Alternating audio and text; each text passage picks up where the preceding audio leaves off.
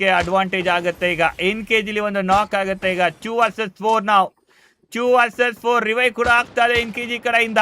3v4 2v4 ಮತ್ತೆ revive ಆಯ್ತು ಈಗ. FW esports ಅಲ್ಲಿ ಕಾರ್ಟೋಸ್ ಸ್ವಲ್ಪ ಬೇಗ ಬರ್ಬೇಕಾಗಿತ್ತಿಲ್ಲಿ. ಸೊ FMG 28 ಕೂಡ ಮೇಲ್ಗಡೆಯಿಂದ ಫೈರ್ ಕೊಡೋದಕ್ಕೆ ರೆಡಿ ಆಗ್ತಾ ಇದಾರೆ. ಸೊ 1 ನಾಕ್ ಈಗ. ವುಲ್ಫ್ ಅಲ್ಲಿ ಒಬ್ರು ನಾಕ್ ಆದ್ರು. ವುಲ್ಫ್ ಏನಕ್ಕೆ ಬ್ಯಾಕ್ಔಟ್ ತಗೊಂಡ್ರು ಗೊತ್ತಾಗ್ಲಿಲ್ಲ ಗಾಯ್ಸಲಿ. ಸೊ ಹೈಟ್ ಅಡ್ವಾಂಟೇಜ್ ಇತ್ತು, ಆರಾಮಾಗಿ ಯೂಸ್ ಮಾಡ್ಬೋದಾಗಿತ್ತು. ನಾಕ್ ಐಸ್ ಕೂಡ ನಾಕ್ ಆಗ್ತಾರೆ. ಪೀಟರ್ ಕೂಡ ನಾಕ್ ಆಗ್ತಾರೆ. ಚುವಿಚು ಇಲ್ಲಿ ರಿವೈವ್ ಕೂಡ ಆಗ್ತಾ ಇಲ್ಲ. ಕಾರ್ಟೋಸ್ ಖತಮ್ ಆದ್ರು. ಸೊ ವಿಮಲ್ ಮತ್ತೊಮ್ಮೆ 2v2 ಗೈಸ್. ಐಸ್ ನಾಕ್ ಆಗಿದ್ದಾರೆ ಇಲ್ಲಿ. Last man standing 1 vs 2 guys ಈಗ.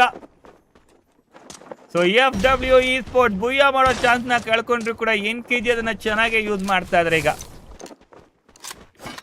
NKG OPಗೆ ಕಮ್ ಬ್ಯಾಕ್ ಮಾಡೋದು ನೋಡೋಣ ಏನಾಗುತ್ತೆ. ಬೀಳುತ್ತಾ ಡ್ಯಾಮೇಜ್. GM28 ಗ್ಲೋಮೀಟರ್ ಹಾಕಿದ್ರು, ಆದ್ರೂ ಕೂಡ ಈಗ ಮೇಲ್ಗಡೆ ಹೋದ್ರೆ ಒಳ್ಳೇದು.